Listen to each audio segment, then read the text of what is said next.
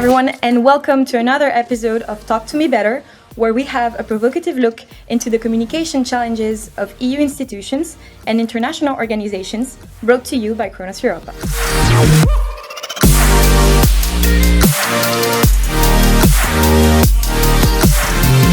Welcome everyone, thank you for being with us. My name is Valériane, and I'm going to be your host today. So let me pave the way for you. In today's digital landscape, building customer and citizens' connections is crucial for businesses as well as for public institutions. Community management is at the forefront of this effort. As we are all aware, our communities are increasingly digital and interconnected. The influence of technologies on our sense of belonging has never been more profound. Social media has revolutionized customer engagement with new platforms constantly emerging. From AR to VR, or tools like bots or language model learning algorithms, we're witnessing a shift toward more immersive interactions, requiring a multi-platform community presence. However, alongside these advancements comes challenges. What are we talking about when we say community management in 2024? How are those new technologies strengthening the sense of belonging that we have towards communities? And how do we ensure that these tools are effectively managed to serve their intended purpose? Well, in this webinar, we'll explore those topics through two key chapters. The first one would be understanding the notions of community management, community engagement, and personalized communication. And the second one would be the potential of AI, VR, AR in community management.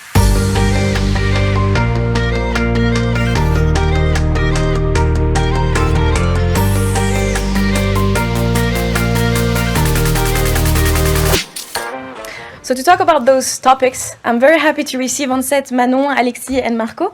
So maybe Alexis, if you want to start introducing yourself. So my name is Alexis. I'm the CEO and co-founder of Campfire AI, a company based in Brussels, active in conversational AI. So we've been starting building mostly chatbots and voice assistant already in 2020, before ChatGPT and all that type of technologies.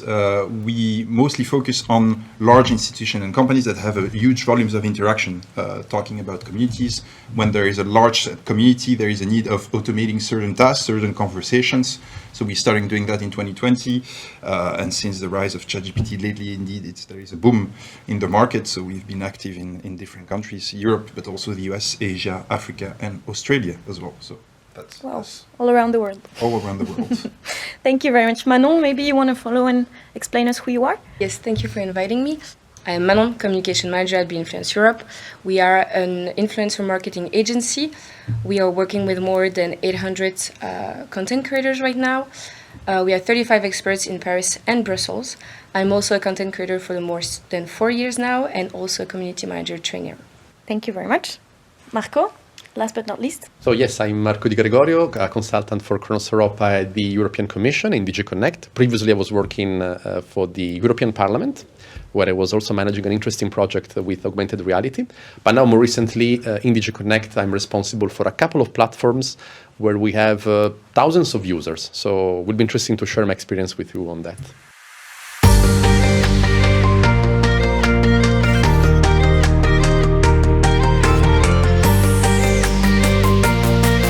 If we dive directly in the subject, I'd like to make sure that we all have the same understanding of community management, community engagement.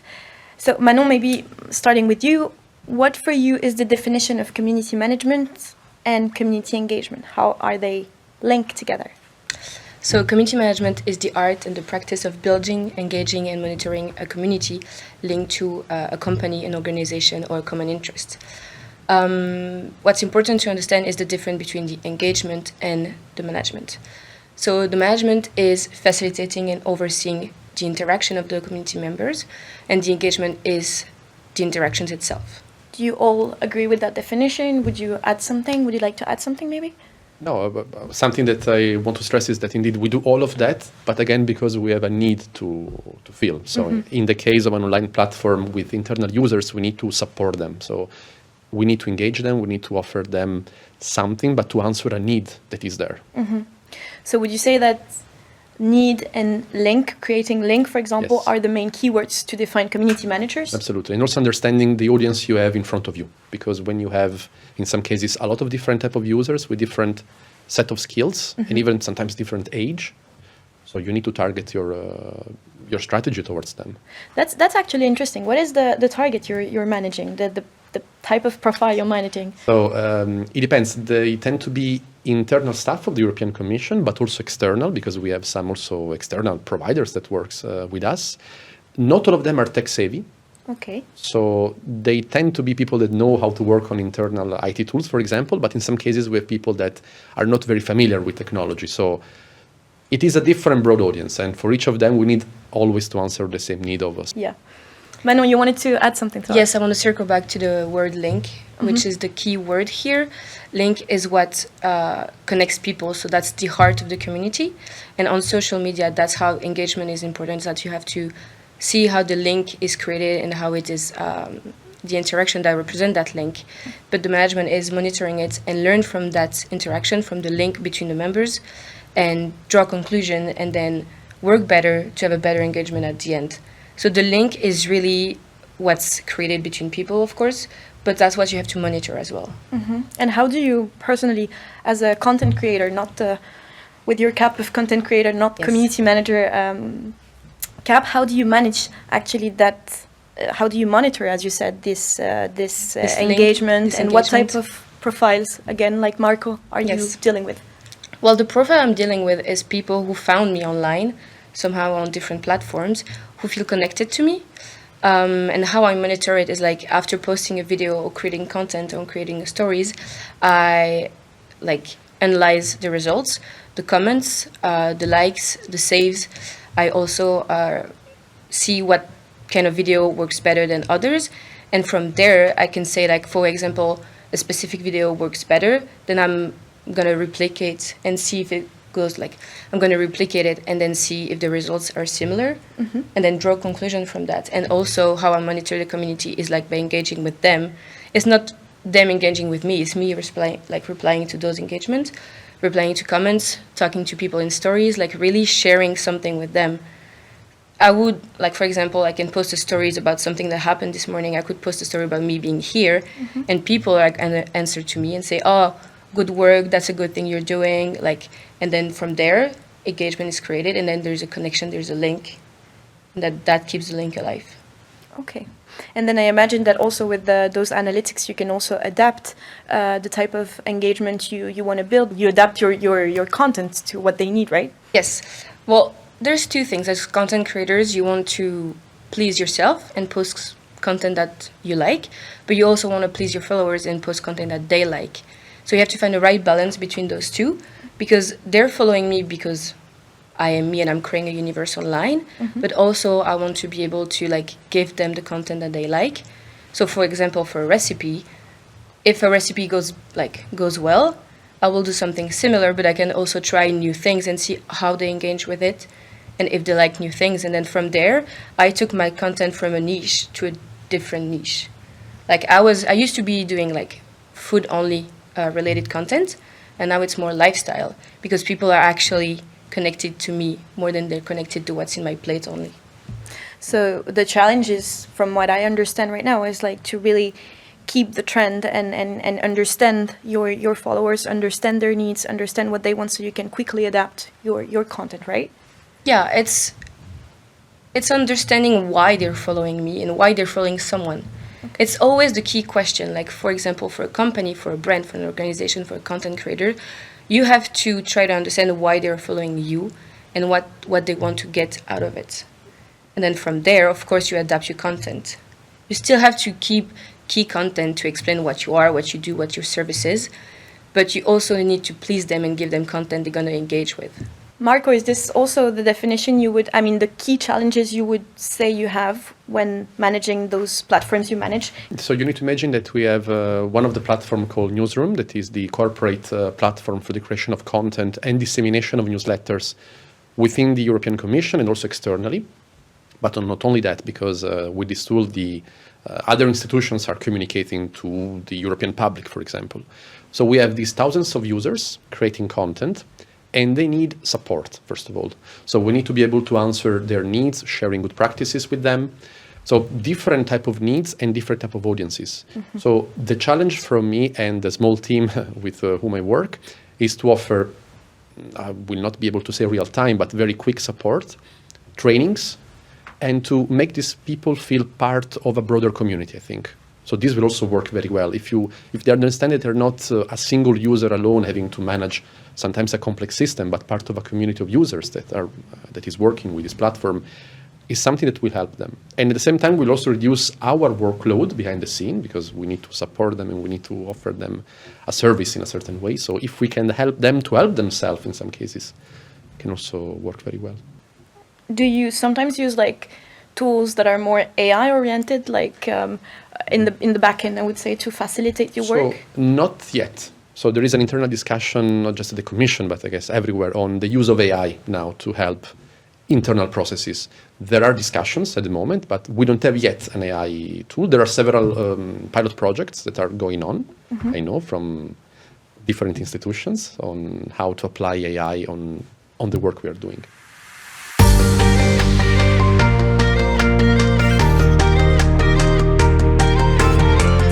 Alexis, because I know this is also your field, building bots, building language model learning algorithms. Yes. Do you think that AI will help building more sense of belonging, building more communities, reinforcing communities, like on a general way? Yes, so we tend to go to the paradigm of it. It was difficult before AI to be able to do personalized and scalable communication. So being able to talk to thousands or millions of users, I guess, it's sometimes very complicated. Our idea is it's not going to replace the sense of belonging. I think if we go to platform, individuals want a conversation, they want to be able to feel part of something. So for them, having a conversation is being able to be recognized as an individual and being able to get an answer to their question. So I think AI is not there to replace that element. It's there to support people having too much. You need to manage a community, you need to support everyone, you need to answer questions. I think AI is there to support on these easy things, on these basic layers of questions, repetitive questions that you get a lot, Yes. and being able to support people for these service-oriented type of questions. For the engagement itself, I still believe the human is super needed in the loop, and that's where I think AI could help, is removing from the human perspective all the boring and repetitive things, allowing the human to focus on what truly matters, the engagement, the conversation itself. Okay, but still you think that, for example, for someone working with large communities like Marco, AI, chatbots, or AI tools could be an asset? For sure. I mean, especially with the new type of language models today, it's not only answering questions, providing an extra layer of information, accessing plenty of documents, especially we work with the EU institution. There are a lot of content, a lot of possibilities, a lot of websites. So using AI allows you to simplify all that process of finding the information, looking for an answer, and allows the user to find that directly without feeling also judged by someone. I'm not going to call for asking a random question about the EU. So being able to provide an easy answer to everyone, I think it's very much into the way the world is paving today, especially for younger generations, being able to, provide a self-service layer. And if you want to engage, that's a different level. That's a different discussion. That's a different type of content that you will need that still belongs for me to humans. Can AI, or for example, if tomorrow you build a chatbot for either Manon or either Marco, can this chatbot play an active role in moderating? But it can be wider. We have examples where we use AI to monitor if there are no trolls. So we can see how people interact and actually kind of flag that to a human. For example, this person might be a dangerous person to talk to, or he wants to do bad things on the platform. So that's also a very interesting approach for AI, is detecting based to information. I mean, Manon was explaining the need of reading and reviewing what you're doing in order to improve. Yeah. I think it becomes very tedious to do that when you have millions of interactions. You cannot read and review everything. So AI can bring you this layer of going through it and giving you a quick perspective on what's happening. So it's not only answering people, it's also giving you more information as a community manager, on the side of the community manager, to act and maybe avoid certain issues or announce certain things, because you can see it can bring more engagement, for example. What's the name of this chatbot that tried to detect the... But it's one for example, we've created it for an organization in the US that had 10% of people coming to make fun of them. So what we did is using just large language models to read the conversation and say, okay, that's a troll, yes or no. To be honest, we detect insults, we detect gibberish, we detect different words used for describing something, and we try to use that to say, okay, this person might not be well intended, so let's block it to talk to a human. We don't want the human to have to deal with that person. So, yeah, Manon, you wanted to add something? Yeah, I wanted to react not about a chatbot, but more like social media platforms already have included in them AI tools that can help you analyze your audience, that analyzes the results of your videos. You can also prevent some comments to be appearing on your page. Those are already included, and that's something you can use. That you need to use, of course, to monitor and learn from the content you're creating. But like you said, like AI cannot replace the human. It can help you save time. It can help you like grow faster and better. But you still need the human to enact those ideas and those content. But do you think, for example, that even though there is those social media assets that are using AI that you said on the platforms already, do you think that, like, for example, what Alexis described, what they did for US, having a chatbot that detects potential threats or insults, would it be, for example, useful for you as a content creator? Well, I think as a content creator, I don't have the need, but I think some content creator might need it.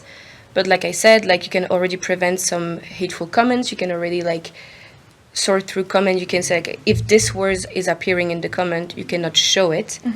And you can already sort through that.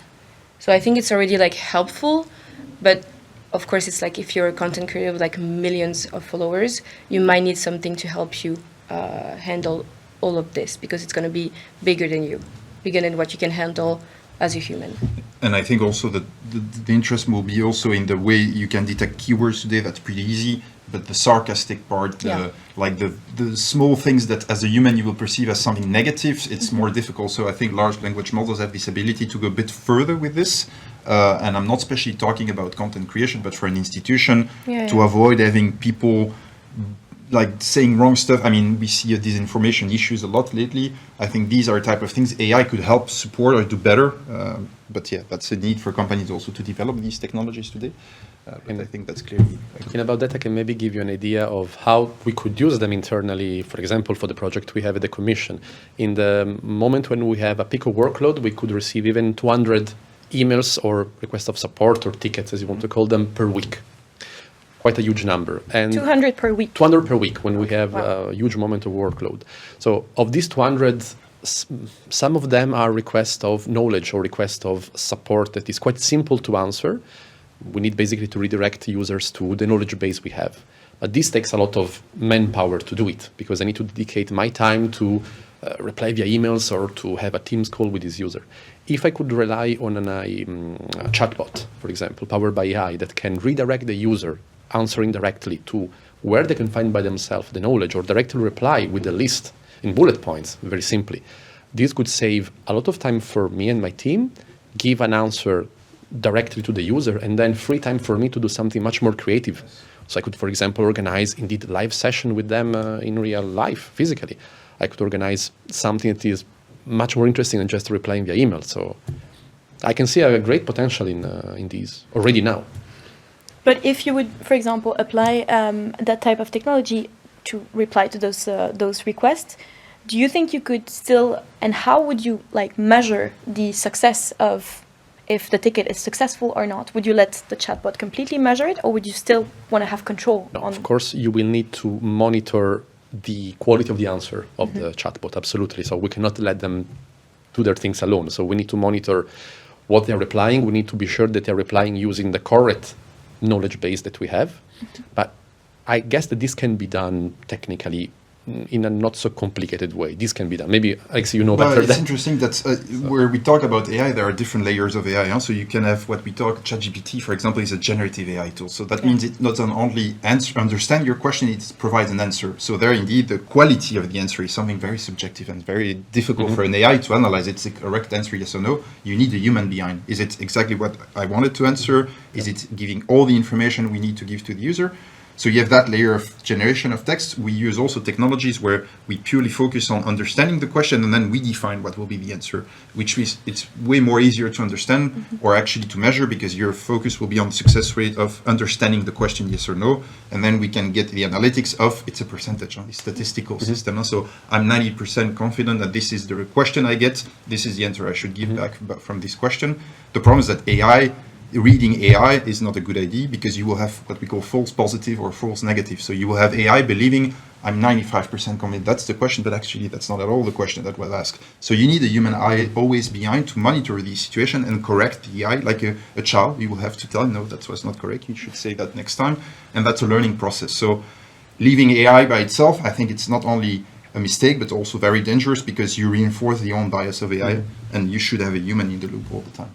But if you have that human in the loop, for example, do you think that you really gain some time in, for example, Marco will gain some time in using AI to manage those kind of requests? The control will be fading away as the time you spend on it. So at a certain point, you don't need to spend crazy amount of time behind your AI system. The first days when you launch a new chatbot, usually we say, let's be focusing on what's happening to control and to increase the quality of the answer. So we spend quite some time afterwards, quite sometimes a matter of days and hours, trying to improve the quality to reach a certain level. And once you're happy with your level, having sometimes a checkup can be once a week and once a month. You define it, and then you make sure you monitor. But as Manon was explaining on social media, having a look to your data, to your reporting, to your analytics is also part of the job, because not only you see if the AI is working well, but you also see, okay, what are the question I get that actually the AI is not answering today? How can I improve the quality of my AI system? Maybe there are some ideas, it's not only the content itself, some ideas from questions that I could use to develop a new training, a new onboarding session. So it's really a tool that gives an answer to people, but also provides you more information on how can you act better with your engagement and your community management. I wanted to intervene because I feel like we're talking about AI always answering questions, but we're not talking about how to get the information, the best information out first.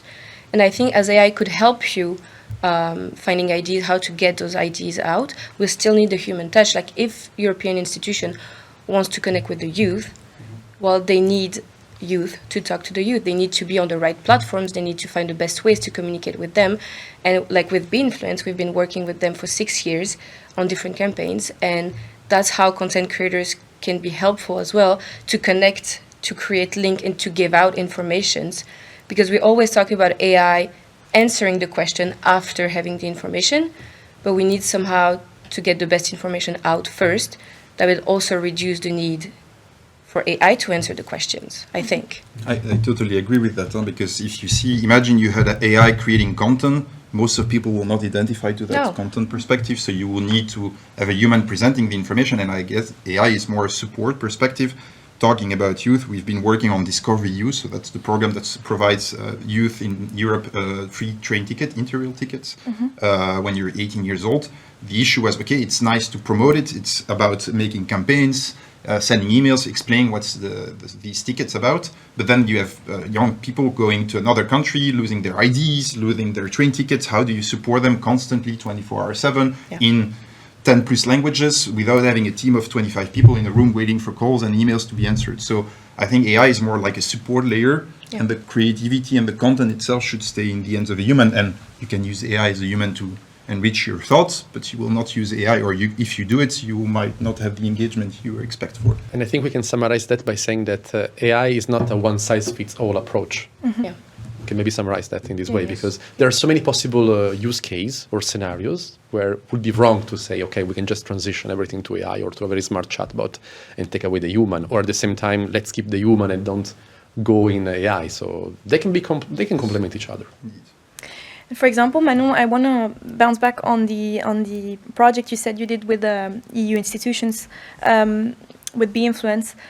After the campaign was made, how did you, as content creator or community manager, I don't know what was your role at that moment, but how did you use the social networks, social media analytics to measure the success of the campaign or not? Well, that's a job for BeInfluence.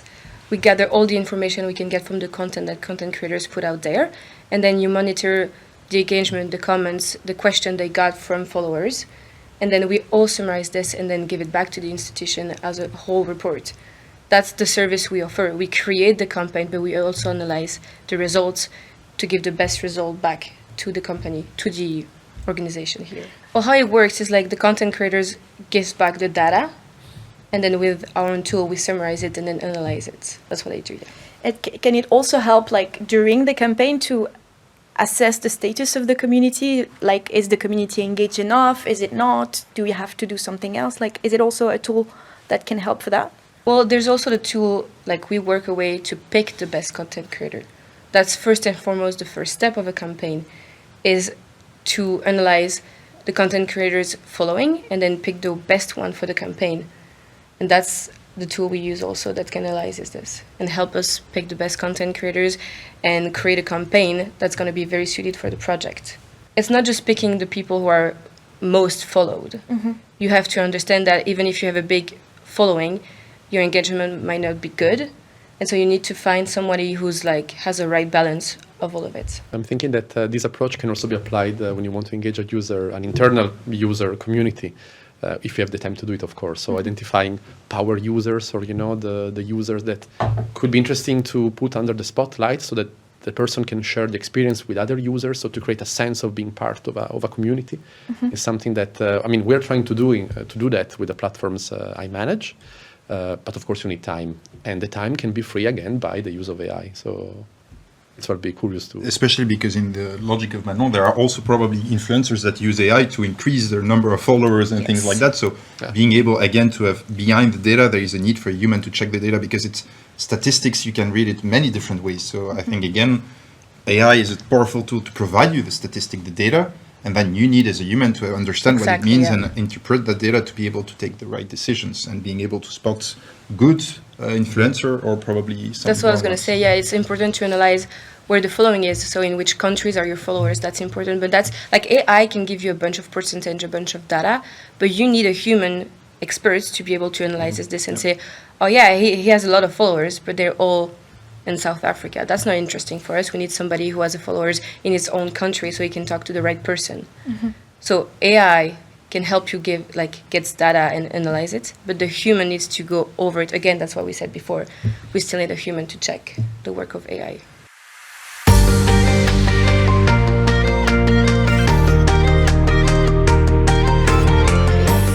And even like going more than the data's, I think that there is also a need of like personalized communication with the users.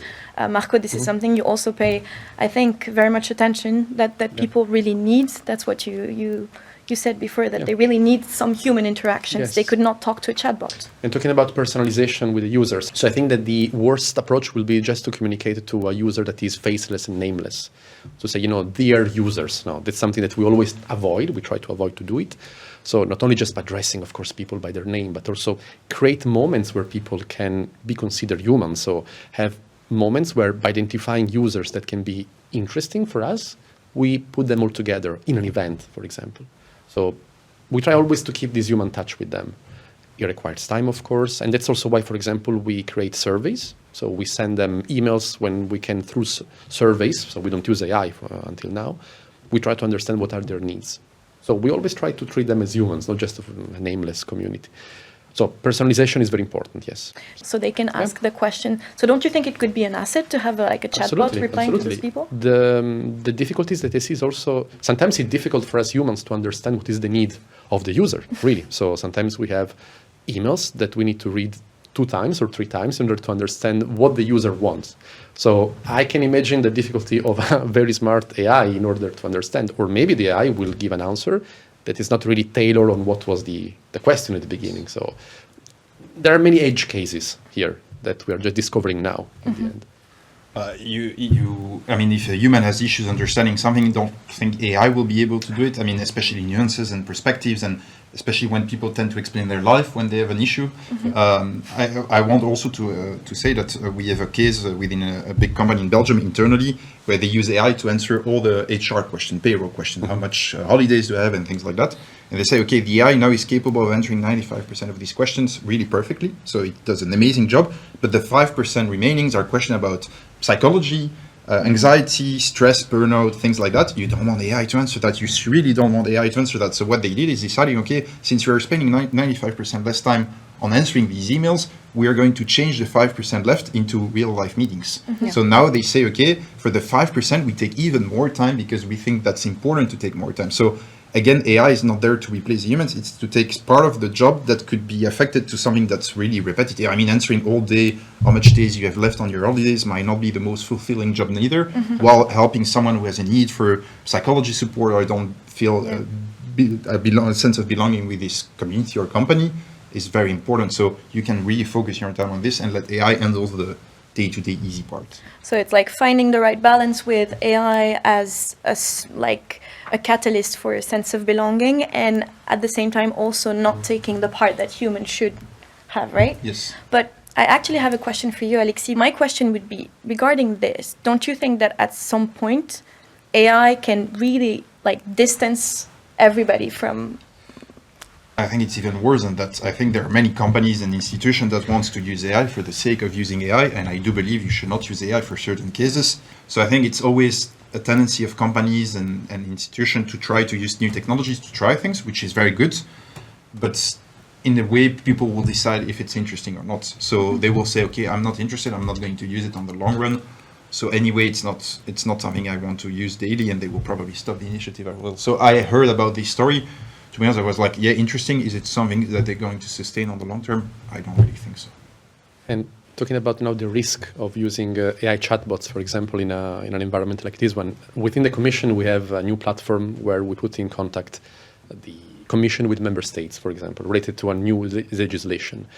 Well, the questions from the member state are related to specific points of a European legislation. You want the answer to be 100% precise, not 99, but 100% precise. Do you want to leave that to a chatbot, or you want to have a human interaction there that maybe require the touch of lawyers? So there are these cases really, according to the platform, the project you manage. So in some cases, yeah, human oversight will always be needed.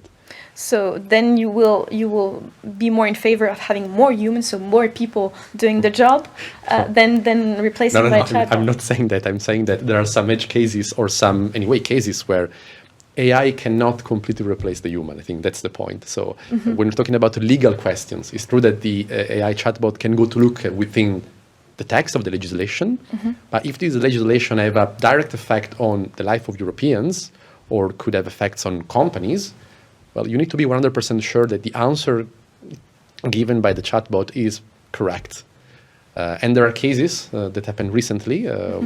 Maybe we can talk about that. No, Please. The recent case of a chatbot that was on the Air Canada website in 2022, so a couple of years ago. There was a person from the website that was buying a ticket, asking for the policy, so for a possible refund. And the chatbot correctly, from the point of view of the chatbot, replied that the person could buy a ticket and then ask later for the refund for a specific case. And the chatbot was pointing to a formal line to fill in within 3 months. So a very precise and detailed answer. The person followed the advice of the chatbot, and then when he went on the website to ask for the refund, the airline replied that no, this was not correct. The procedure was to ask for the refund before buying the ticket. And so they tried to save themselves by saying that the answer of the chatbot was not legally binding. It was the fault of the customer, the user, that should have checked the correct answer of the chatbot by comparing that with the policy on the website. Of course, they lost in the end in front of a judge because the tribunal in Canada recognized that the answer given by the chatbot from a website are legally binding. So it's not the fault of the user, didn't compare the two different sources. So we are entering in new uncharted territories. Let's say, no, it's the first time that we're facing these cases. This was the case of an airline ticket. Could be a legislation, could be answering users on what is the best approach to create content for a new newsletter. That is the case that I face every day. So in some cases, the possibility of an error doesn't affect so many people. We're talking about what is the size of a banner image, for example. But if it's about legislation of an airline ticket, yes. If you go to more sensitive topic like health, indeed, yes. Questions about wars and political statement, I think, yes, it's a sensitive one. Again, you have different layers of AI technology. So you could say for questions where you want 100% certainty, I will definitely not look at generative AI because you will never reach 100%, or at least not with the today technology. You have to know AI is a people pleaser. So it will try to give you the best answer possible, even if it doesn't know about it. So it will provide you something that might be completely wrong. That's what you call an hallucination. So you could have other systems, and actually that was our first project with the European Parliament. Before we started the company, just 1 week before the lockdown of COVID, the first project we had was working with the European Parliament to say, okay, there may be plenty of questions about how can I go to the EP? Should I come to the EP? Should I go working today? Can I work from home? Can I go back to my country to work? These questions needed to be answered. And what we did is building a chatbot that was focusing on understanding the question. And then we had a team of doctors and legal experts daily reviewing the answers provided, because the answers were evolving day to day. You remember what was happening there. Yep. So there you can have much more control. It's more manual work, so the AI layer is probably more limited, but you could use this technology for what we call sensitive questions. It's defining the edge cases and understanding what's your potential and what you want to achieve before selecting the technology you want to work with. But Valerian, it's not just replacing people, it's to replace or to free time for these people in order to create a higher quality product. So to offer a higher quality service, a more creative one, something that AI cannot do. So it will be, in the case of COVID, like you said, I think AI was the best way to get the answer to the masses. Yes. Because a lot of people had questions, but the way you said it's like experts were reviewing the question, and then after that it was giving out to the masses, which is the best use of AI, like you said, freeing up time for people. Yes. And sometimes you don't. That sadly many companies and public institutions don't have the resource to answer all the questions. When COVID happened, you could not have someone answering all the questions, and there were plenty of questions because of the situation. So using AI to say, okay, let's define the answers and let's make sure that if people ask a question, they have an answer at least. Because I think sometimes humans just need at least the first answer, knowing, okay, maybe I should go there or I should find this information. It can be as simple as that, and it doesn't need to be very complicated sometimes. But one of the questions I have is, in the sense, like in the time of COVID, people were like very stressed about the situation. Are they comfortable getting an answer from a chatbot? Will they trust that answer? Like you said, experts were reviewing the answer, so we know it's correct. But for me, for example, if a chatbot would tell me, oh, it is safe, am I going to trust that it's safe? I'm not sure. The question will be who is behind the chatbot. Yeah. If it's powered by the European institution, I think you can start thinking, okay, there is someone checking behind, and then there are some user experience solutions or tricks we use beyond that. If somebody asks a complicated question and you want to make sure they believe the answer, you should provide the question based on the context. So you answer with already providing back the question you got. So you validate explicitly that the answering the right question, providing the right content. And the chatbot could also say that according to our experts. Like could be asserting that yes. there's experts behind yes. the answers as well. I think transparency, and that's a very interesting topic, transparency is key when it comes to AI. And I think when we go to generative AI, it's even going further, because as a company or public institution, you accept AI to give answers based on your content. So you need to be aware that everything you will have internally will be exposed externally. So it's really, on a certain key point, it's really going fully transparent about who you are as an institution or as a company, knowing you're not perfect, knowing your content is not perfect. If you want to go there, it's an amazing way to do it. It's just, you need to accept that. So you need to accept the non-100%. But I think AI brings back the same issue social media brought a few years ago, which is like so much information that people get confused and they don't really understand the truth behind. So AI should be very clearly, explicitly saying it's AI. You have the problem with deepfake videos lately that are generating videos of politicians, of celebrities, and you don't want that. The problem is that you can force AI technologies to put a stamp on it. You cannot force everyone to do it. It is another example now that with the discussion I'm thinking about is how AI could increase the level of accessibility, for example, for what we're doing internally. So one big part of the job I'm doing with the team is to create training for users, for example, for this community of thousands of users. So we have, until now, in the pre-COVID world, let's say, or pre-AI world, trainings were physically in a training room, maybe online on Teams. So there were the two approaches. Now, with AI, we could do something different. We could ask AI to generate short videos for us, to create automatically subtitles for us, to translate them automatically, because our user base is made by people that maybe, of course, they speak English, but they're also based in other countries. And sometimes we have external users that are not from the European Commission. So if AI could help us to generate automatic subtitles, to change, to dub the voice, for example, in another language, well, this would be an increase in accessibility and the quality. I think that's good because you will be able to reach more people. But like I said, like imagine if that videos, it says underneath, like generated by AI because you use subtitles or voice changing for multiple languages. Will people trust that video, or will they think it's a robot behind it? We already have a case now, for example, with the newsletters created by Newsroom, so the corporate tool for the creation of content. You can ask for a machine translation, as they call it. So you can ask that newsletter that is in English to be automatically translated in another language. And you have a disclaimer appearing under each article that has been translated, saying that this article was translated by a software. So as a user, you know, or as a reader, you know that what you're reading has been translated by a software. So if you want to read the original content, you should find maybe the English version of it. But at least you make the user aware that what he's reading, what she's reading, could have maybe something different from the original version.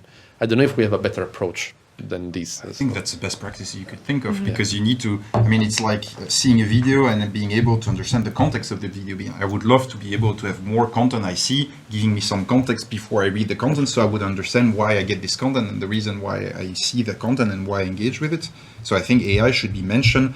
And in terms of best practice, when we create chatbots, even before legislation, we were already saying we need to say it's a chatbot, because people will act differently knowing it's a chatbot versus a human. If it's a human, the people will tend to talk a lot. When it's a chatbot, they know, okay, I'm going to make shorter sentences, which is what you need. So education, again, is very important and key for users to understand. And when you use generative AI, for example, what we tend to do is provide a place where the content was found. So not only the chatbot answer, but it says, I found the answer there. So if you want to double check and get more information, so it's like giving another layer of content trust or content security, I don't know if you could say that, to make sure the user has a double opinion on it and can check it. There are a few users though that don't really care and they just eat what they're being given. But And also because there are maybe some cases where the lack of resources will make the user thinking that it cannot create a project. For example, in some cases we have newsletters that are translated in 24 or 26 languages that are the official languages of the European Union.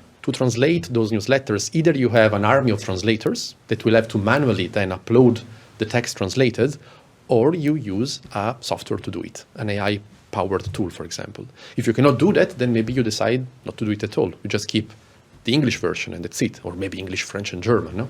But having these translated and accessible to a broader user for communication point of view or for disseminating knowledge within the user base, well, can be a game changer.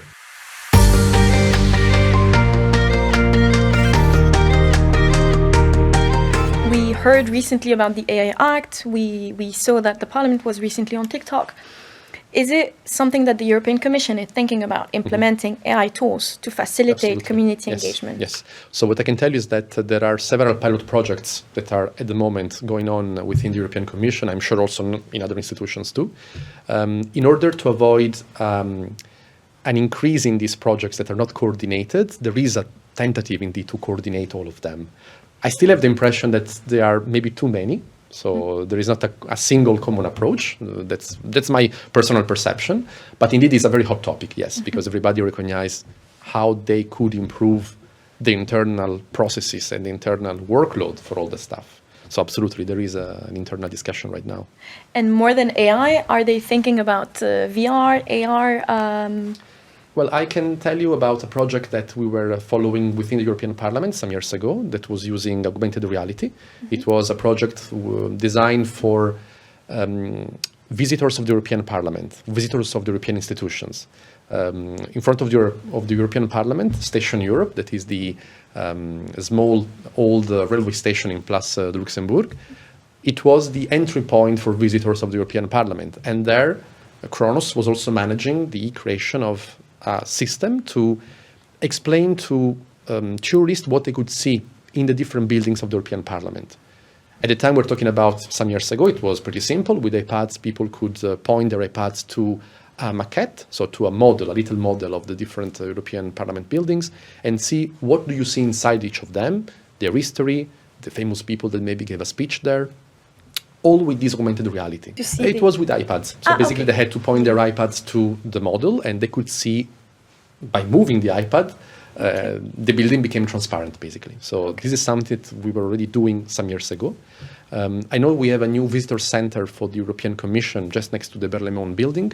And I guess that also there is the idea of using augmented reality or virtual reality, but I'm not sure about that for visitors. Alexis, beyond that, do you think immersive technologies like AR, VR can be leveraged to facilitate meaningful connection? We talked about having a human part and having AI, but do you think even VR and AR can really leverage the connections in building community engagement? I think it will help providing better experiences as well. And I think what people are looking for today's experiences, we are used to getting fast answers, fast everything. So being able to provide an environment that allows you to see something different, something you might not ask a person to give you an answer about. So it's also increasing the leverage possibilities and being able to give a different perspective to an angle that you already presented. So I think for that sense of discussion, AR and VR is very practical because it opens a new, it reduces the blur between digital and the real world. And I think that's the important part, is that people want that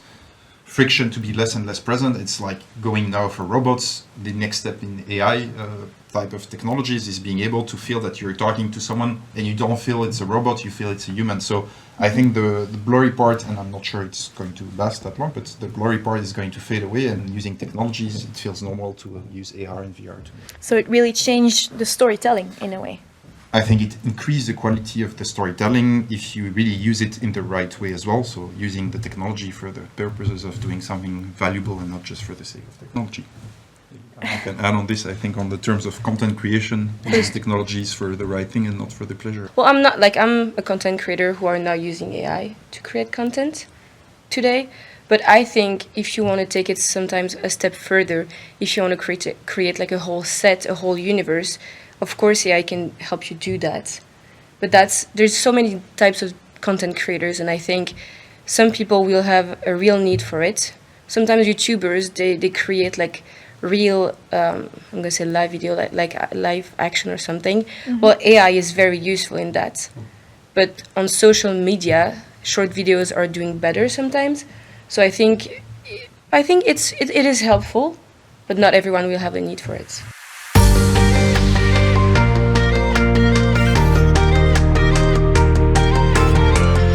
But do you think, like globally, to your point of view, the use of like AR or VR or AI, as we said, will it really change the way content creators build storytelling and build their messages or their content creation? I think you will lose something if you use augmented reality or virtual reality. It will be entertaining, but you will use the human touch.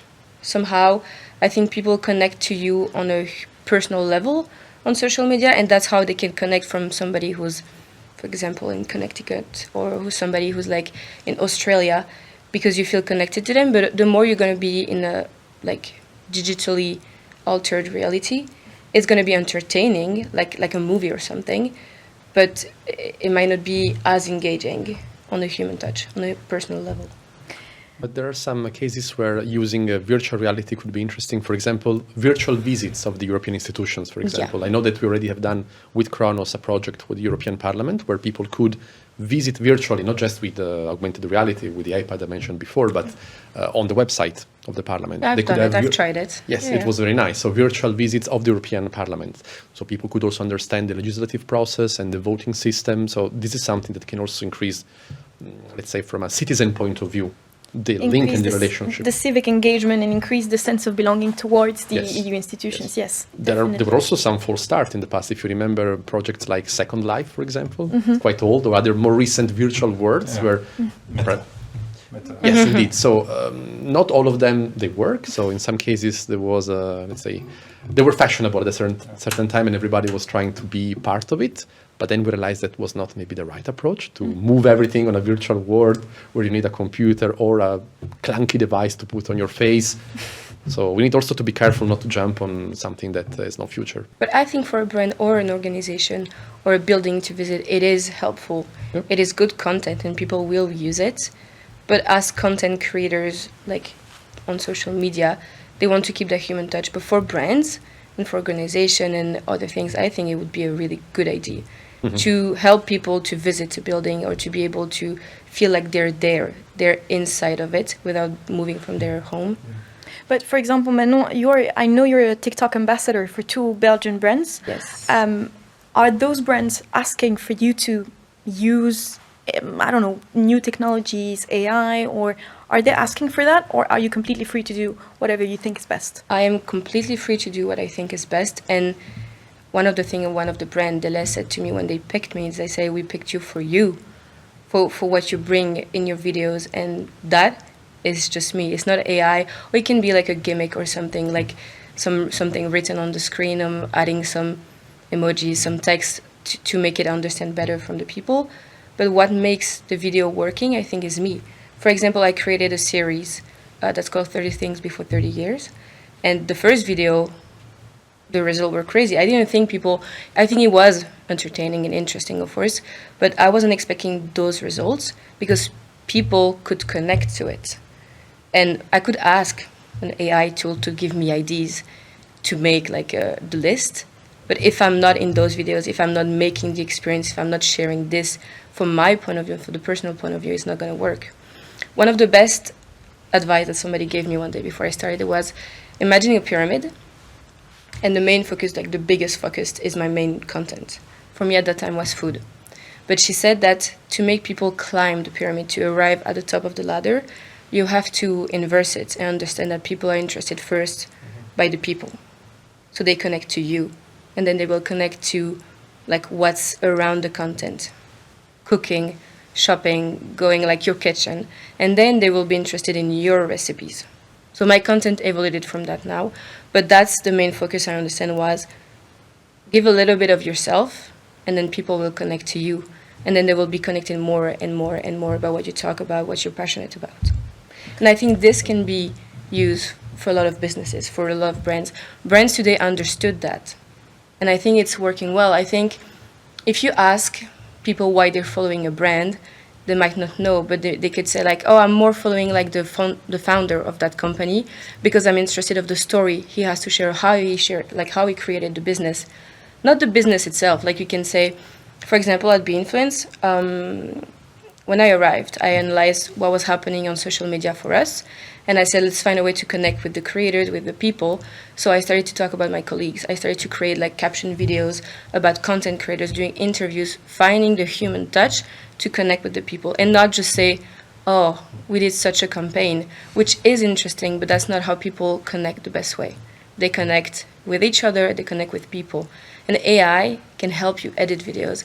AI can help you like monitor the results of those videos, but if you don't put people in it, it's not going to have the same results, I think. So giving a little bit of yourself and to create that connection, we could say it's like your secret recipe as a community manager and content creator, right? That was my secret recipe. That's how I took the small I kind of had to something was a little bit bigger. People felt more inclined to engage with me because they knew more about me. They knew more about what made Manon and what she's interested in. Sometimes the content I create gets more engagement when I talk about myself rather than just talking to a recipe I created or a new product I use. Or if I want to do that, now I'm trying to find a way to make it personal. If I create a recipe, I'm going to say, I've liked it for so many years, or my mom used to cook this for me, or find a way to connect on a deeper level than just surface and just say, this is good, there you go. So this is the advice you would give to, for example, EU institutions if, let's say tomorrow they want to communicate about a campaign they're doing for, I don't know, like Erasmus, or to promote that sort of campaign, giving a personal touch, giving something personal. Is this the advice you would give to them so they could speak to the youth and to the students, I would say? Yes, to me, I think if you want to reach students who wants to be part of Erasmus+, well, you need either a fellow student to talk about the program, or you could find someone at the EU who might be 30, 35, who did the Erasmus+, who can share what it made it so important to him. What was its experience? Like, why you should go do it. Mm-hmm. And you need to find someone who understands the program. You need someone to understand the experience and then share this. But for example, we send out content creators to a European summit. So we want, like, if we want youth to understand what is happening, well, you need youth. You need a content creator that understands that's on site that can report, that can share stories, that can create content about the whole thing. It's coming from like somebody who's equal to you, who's going to talk to you in the codes. That's important as well. I think sometimes one of the issue is that people don't understand the codes of specific social media platform. And if you take somebody who understands those codes, you will get the message better and faster to the people you want to connect with. I think it also goes back to the logic of personification. It's the same as watching a movie. You feel connected to the people that looks like you, and that's a very basic human feeling to say, oh, is a person coming from the same background, has the same age, so clearly I'm going to be more connected to that person than somebody 65 years old who never went through TikTok and is just making a first dance on the video platform just to try to get some followers. So yeah.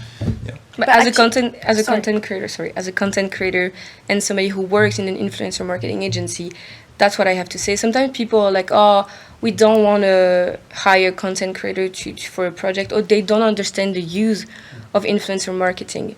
But nowadays, everybody's on social media. People my age and people younger, Gen Z, is all over social media. So you have to get through to them. So those people sometimes say, no, we have somebody in-house that can do the content. Well, that's why we want to say, well, you can take it a step further. You can have better results if you do, like, if you go through the right steps, which would be talking with the right people to your right audiences.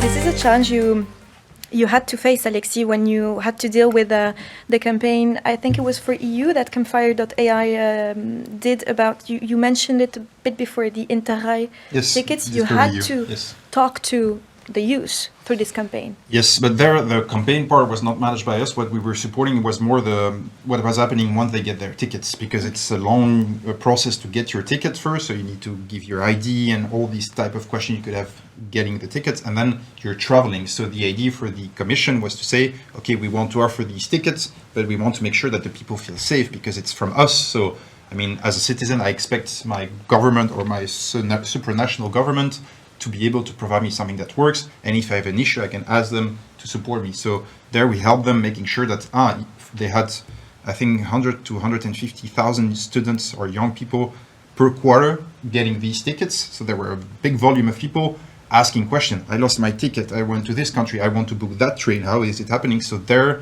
I think you need AI to be able to automate part of the questioning process. I think clearly they should use influencers or young people who have traveled, who had the experience. I myself traveled a lot through Interrail when I was younger. So for me, it was very nice to work on this project, and I can talk to other people about it because I've done it myself. If somebody who never did any train travel in Europe talks to me about it and say, yeah, you should do it, I'm like, why do you tell me to do it if you never tried yourself?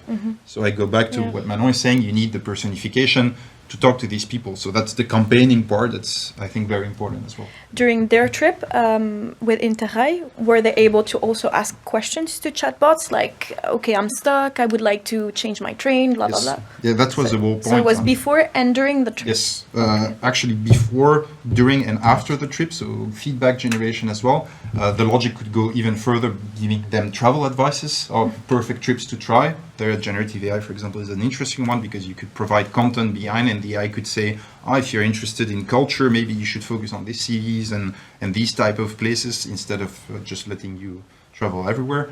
So I think it can be a support element, especially when your community here, hundreds of thousands of students, is actively involved, and you want to be able on a Sunday morning answering a guy who is stuck in Slovenia because he missed his train to be able to take the next train, and how can he do it? And was this chatbot a success? It's a huge success, especially because... Still working now? Yes, still working now. Okay. Especially because the logic was they need to be answered in 24 hours. Commission was very strict on that. We want to support people while they travel in 24 hours. So AI is the first layer that can provide this answer, and there is always a human behind if there's really an issue. So they could reduce the number of people having to stay constantly behind the phones and making sure the AI could provide this first layer of support. And it's funny because I think this is how you started building Campfire.ai when you were on a trip and you were stuck. Can you maybe tell us a bit more about the name? Yeah, that was the story of that was COVID. So I did the nice selection of going to Morocco 1 week. Well, I didn't know at that time. 1 week before the first lockdown. So I was in Morocco, and the country decided unilaterally to close the borders. So we were having 24 hours to find a flight ticket and leave the country. I was so happy. So first reflex, especially in Morocco, you have a big French and Belgian community. So first reflex, trying to talk to the embassy. Problem is, like, you were seeing the comments. They were active on Facebook at that time, really very active, posting about what to do, and you had thousands of comments below asking, I'm there, what can I do, where do I need to go? And everybody had his own problems to solve. And so there we realized, okay, the problem is that you need to be able to provide a mass communication tool, answering more or less every specific question, so being a certain level of personalization, not perfect because you cannot reach perfection, and then being able to reply fast, having a feeling that, okay, there is something I can do, or I need to wait, because I think the panic or the logic of people at that time were like, I'm panicking, I need an answer, and if I don't have an answer, I feel stress, I feel bad, and voila. But so it was a very high opener for me to realize, okay, sometimes you need AI to deal with plenty of questions arising at the same moment. You were mentioning people sometimes peak moments when you have certain campaigns happening or certain moments of the year, there are peak moments of questions. There, having AI sometimes to support you is interesting because you cannot just hire 100 people and then fire them 2 weeks later. So yeah, AI can allow you to, let's say, flatten a bit the problems. Yeah. And I'm thinking about how this could be used and utilized in the platforms we manage in DG Connect. So the AI could be the first level support, let's say, so the easy one. And then we could imagine a system where we can escalate to a second level where the humans intervene. So if it's not enough to have a chatbot that guides you to the knowledge-based material, then you can have the human intervention. And again, we're going back to the same concept we said before. So they can really help to free our time and to then offer a much higher level of service to the user community. We call it safety nets. So we have different layers. We say, okay, the AI, we have clients that talk to us and say, we don't want the AI to answer if it cannot answer the question. So sometimes the AI only appear if it recognizes a question and is sure about the answer, it will answer. If not, they will just not show the chatbot because they don't want to show the chatbot. Then you could say, okay, the chatbot is not able to understand or give the right answer because it was not trained for it. Then maybe we can do a search through a database of content, through the FAQs, and provide a link. There is still, I don't have the right answer, so maybe we should go to a human. So you have different safety nets, and the idea is, it's a weird sentence to say, but the idea is not to provide a negative experience. It should be at least neutral. So you need to make sure that the user always at least has something to do next and not being stuck in the loop of the typical I don't understand type of chatbots that keeps going back and you're actually stuck. And you lose trust in it also, I think. Yes. Because it keeps saying, I don't know, I cannot help you, when there's a loss of trust there.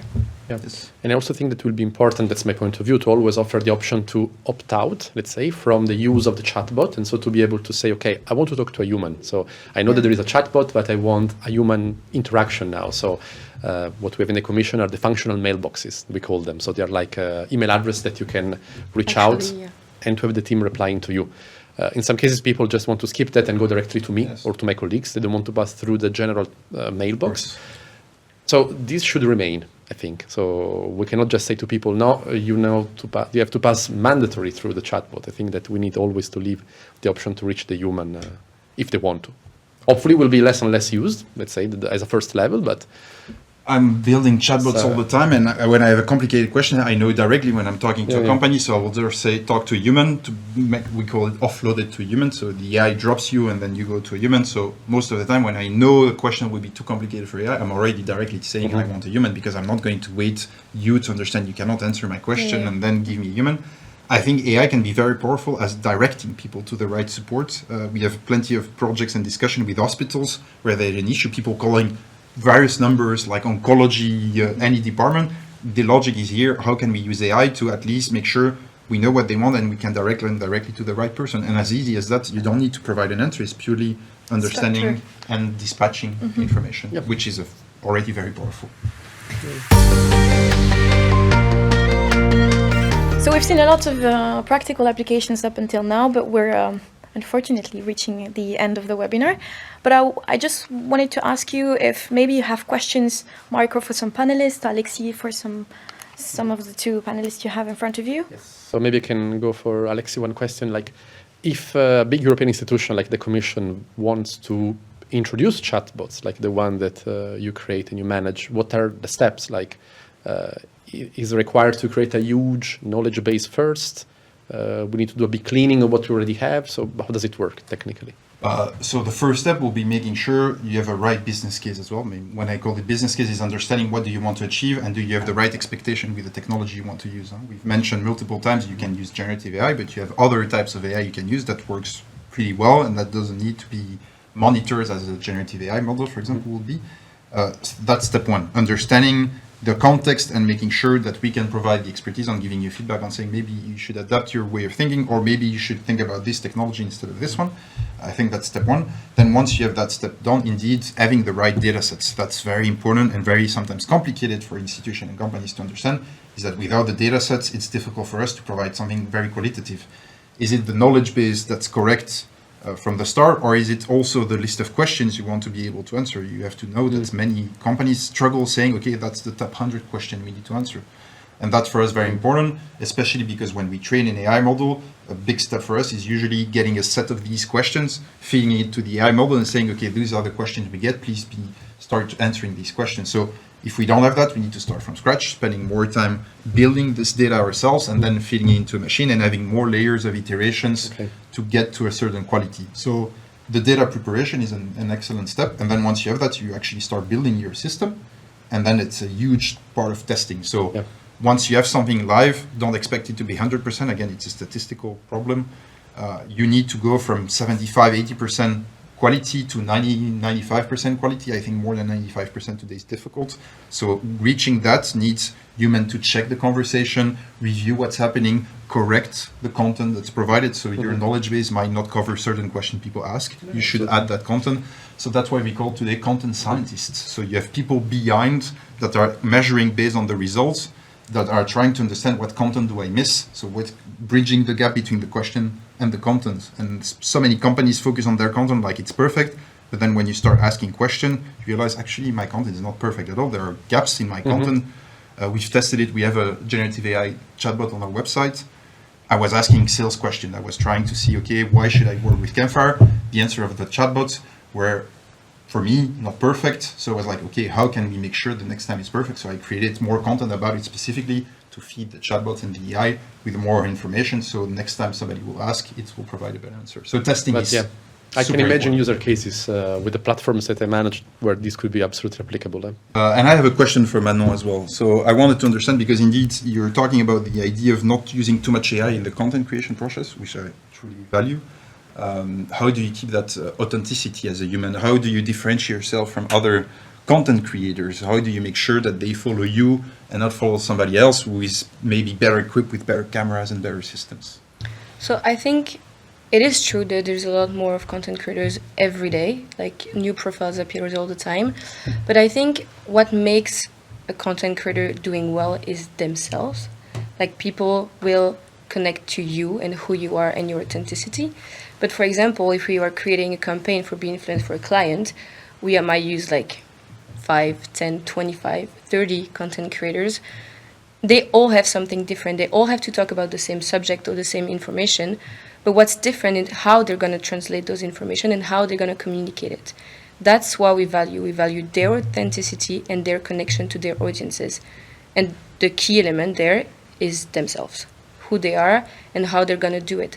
Some people might use AI because that's their style of content and that's how their audience is going to like appreciate the video.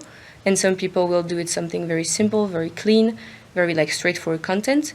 But what we want is people to be themselves with or without AI. Yes. But I think, the key element is the human touch themselves. Nobody can be you. AI can help you grow, can help you create content, but AI cannot be you. So that's the best way to say it. Thank you. You're welcome. Any other question? Oh, maybe I can just say that in the end, understanding the needs of the client, for example, and then providing a solution that is what they need, not what we think or is the fashion of the moment, but what we can really help them to reach their objective. So that's what in the end we say until now. So. Thank you very much, all of you, for this great discussion. I hope you were enjoying watching us and you were inspired by the discussions, and I'll see you very soon for our next webinar. Thank you very much. Bye-bye.